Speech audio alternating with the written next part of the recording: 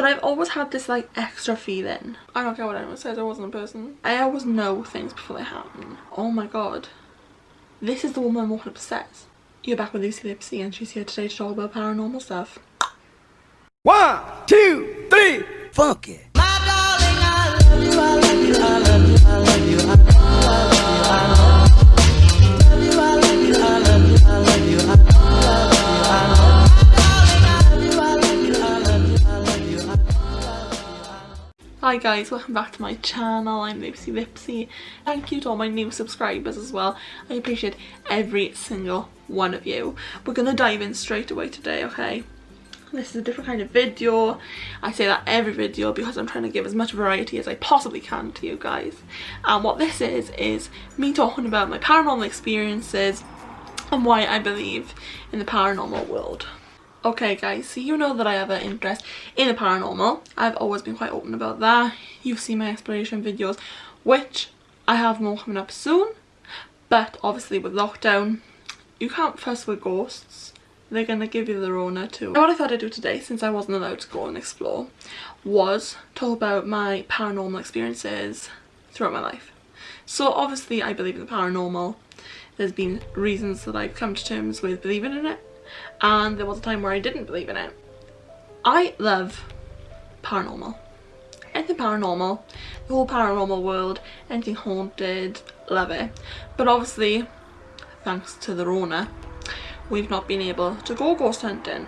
So, I'm going to talk about my paranormal experiences that have happened throughout my life to make me want to look further into it. So ever since I was a child, I was very intuitive. It became more apparent at Christmas times, and Christmas time when I was 4, I remember being in my nan's house and I remember seeing my nan walk up the stairs. So I remember running up after her, where are you going, where are you going? And my mother called me and she's like, where are you going? And I remember turning around and being like, upstairs. Nana's gone upstairs, I'm gonna go upstairs with her.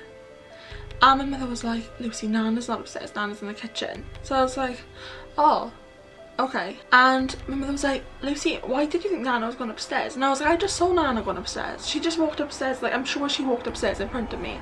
And I was convinced, I saw her, okay? And my mother was like, what did Nana have on? And I explained like this apron, you know, like a Christmas apron. She was like, Nana's not wearing an apron. And I remember then, a couple of months later, seeing this picture. And it was a picture of my great grandmother. And I was like, oh my god, this is the woman walking up the stairs. Bear in mind I'm 4 years old, so I'm like, this is the woman who was walking up the stairs in Nana's house Christmas time. It was like, Mum, I think I saw Nana's mammy. And she was like, no, Lucy, Nana's mammy's been passed away for years. But then I described it a few years later, because I can still see that woman walking up the stairs, and I described it to my mother, and I remember she was like, yeah, that's Nana, that's her Nana, you know. My mother knew that I was aware of more than I should have been aware of. Then when I was 8 years old, I went to a place called Danacoid with my drama group. Now, I was always very scared to leave my parents as a child. I was always very attached to both my parents and I would rarely sleep anywhere without them. I was always scared of sleeping. I had my parents sleep on the floor next to me to get me to go to sleep. And I've done that in like my adulthood as well. I don't know what it is. I have like this fear of being woken up by someone or something. So my parents knew that I was going to go away and I was going to struggle with staying there. But my mother kind of wanted me to try because obviously I can't go my whole life being scared of staying places. And I remember getting in there and there was this smell, like this rotten smell. And it went through me like straight away, and I remember turning to my mother and being like, what is that? So then I just passed that off. I just thought, you know, it's fine. Now, it started off weirdly, I'm not going to lie and say that it didn't. I was in number 11 and number 13 was opposite me. Now the girls in number 13 were all older, and I remember them saying, oh my god, you should have seen what we just saw, you should have seen it. And they were just telling me about what had happened. What they said they saw was a black cape outside their window, and you think, even at 8 years old, you think, oh, okay, yeah, whatever. But when I went into their room, the window had been cracked. All of their stuff had been brought out of their suitcases, and the beds were destroyed. And I remember they were like, look out the window. And I remember looking out the window, there was a dead bird and it had been eaten away. First of all, when I saw it, I was like, oh my god, a dead bird, you know, it's really sad and all that. But then after a while, I thought, it's weird there'd be a dead bird. On these grounds, there's caretakers, so it must be recent. I then unpacked my stuff, went downstairs and carried on with doing drama stuff. There was a big hall and I went to the back of the hall, which was the opposite side of the other girl's bedroom, the same side as mine. I remember looking at the window and seeing another dead bird. And I remember thinking, so many dead birds around here. Like, there's a lot of dead birds. But this is the night that things got scary. So later on that night, obviously it was time to go to bed and I'd been dreading it all day. So I remember going up to the room and I remember getting into bed and I was like looking at the end of my bed, and down the bottom there's like this shadow of this woman who's like holding her hands in front of her and she's sitting on the side. And I remember like looking for ages, but there was nobody there. Like, obviously there was nobody there, and it could have been my mind playing with me. But I remember like so solidly seeing this person. So I didn't sleep all night. Once it got light, then it was safe to sleep. But obviously we had to go downstairs. So I went downstairs. As I got down, I remember the guy who was running the drama group saying to me, have you seen Erin? And I was like, she's staying in my room, but I haven't seen her this morning. I just assumed she came down. Oh no, she's not here. And I was like, oh, okay, I'll go back up and I'll check if she's in the room. So I'm walking upstairs and I'm looking ahead of me in the corridor and I can see my door's open. And I just shut it like 10 minutes before. And I remember looking at the door and watching it being shut, so the handle going down, shutting, and then going back up. And I just remember going inside and just having this feeling of, I know what's going to happen. There's not going to be anyone in here. And I remember looking around and like looking up at the ceiling and looking everywhere, under the beds. Like, there was just no fear. For that moment in time I had no fear and I was happy to look everywhere. There was nothing there. Nobody there. Don't know where that girl was. So she's off somewhere else, I don't know. But there was nobody in the room and I just watched that handle go up and down. So that was what kind of confirmed to me that I believed in all this type of thing. But I've always had this like extra feeling that I always know things before they happen. Anyone who knows me knows that I've done psychic readings online for a long time now. People pay me to do it. It's just something that I enjoy doing, and I know that people are skeptic about this, and I understand why. I understand why it's bizarre and I don't know how it happens to me. But I just seem to know things before they happen. I remember being on the bus coming back from seeing a show with my friend, and where I live it's like a lot of lanes, so when you're coming up the lanes you're going through a lot of trees. And I remember I was sat and I thought, I've got to move. Yeah, I've got to move. And I was like, go over there, just move over to the other seat, I don't want to be here anymore. And I remember we moved across the seat, and as soon as we moved a branch came through the window and it smashed the whole window of those seats. There was like an older gentleman, and I remember him being like, how did you know that was going to happen? And I was like, I just moved. And he's like, no, there's something more to you. You guys have seen the video from our High School.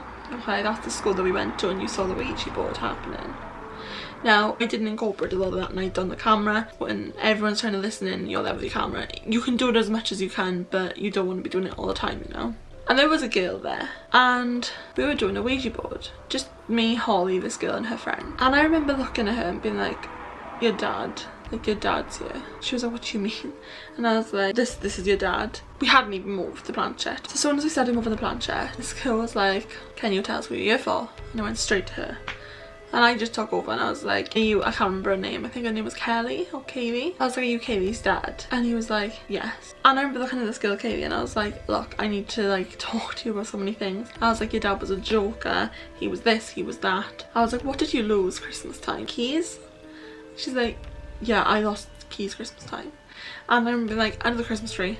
And she was like, I remember being like, that was your dad. Like, your dad is there. He was always a joker. This is what he's doing now to play with you. He's going to do it every year. It's going to be a tradition. Mark my words. And I even said his name. I can't remember his name now. I remember being like, that's your dad's name, right? She's like, yeah, it is. It's so strange because it's hard for me to explain how I know the things that I know. But I just do, and they just come out my mouth before I'm even thinking about them. It's so strange. My psychic readings that I do are usually online. They're usually through Messenger or through WhatsApp. And I've predicted a lot of things. I remember a girl messaging me saying, I've got polycystic ovarian syndrome. I feel like I'm never going to have kids. What do I do? And I remember just talking to her. And I was like, you're going to have kids. I promise you're going to have a little girl. Next February, you'll fall pregnant, you'll have a little girl. I remember her being like, okay, I don't think I will, but And I remember she sent me a message of a pregnancy test, and then she sent me like her baby like all that time later then. So my grandfather passed away recently. When we went to Abercake High School, I was able to make contact with him through a Ouija board. Before he'd even moved the planchette, I was like, this is Grandpa. It just happened to be the last chance of the night that I was able to talk. My Grandpa Pete, he had this little toy. Now, I'm saying toy, it was like a little concrete mouse. And he called it Sydney. So I always connected little mice when I saw them to my Grandpa Pete. It was never something that I even spoke about to him. And the week after he died, I remember walking out the front door of my house and looking on the floor, and there was a mouse. Like a dead mouse, okay, so it's like not that exciting.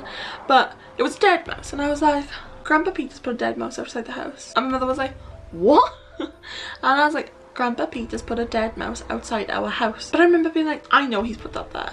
A mouse wouldn't just run and die in front of my front garden. It wasn't cats because he was just dead. He was just peacefully dead. He was just lying there. And I knew what that meant. And to me that was that my grandfather had passed and he was peaceful now. A few days later, I was taking my auntie and my cousin down to my nan's house. They live at the top of the hill. My grandmother lives at the bottom. And I remember getting in the car and saying to them, I just don't understand how, like, it was a mouse, it was Grandpa, like, I know Grandpa put it there. Straight in front of us, this little mouse ran out. And my auntie was like, Lucy, I've lived here my whole life and I've never once in my life seen a mouse around here. I was like, it's Grandpa, like, I know it is.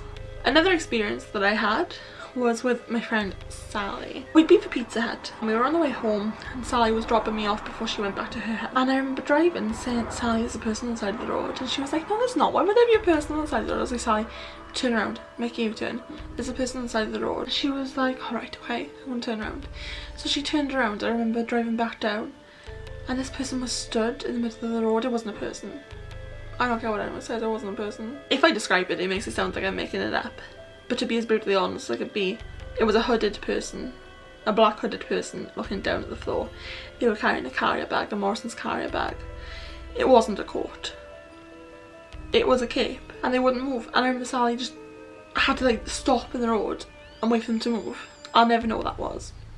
I will never ever know what that was. Thank you for clicking on this video. And like always guys, never let anyone dull your sparkle.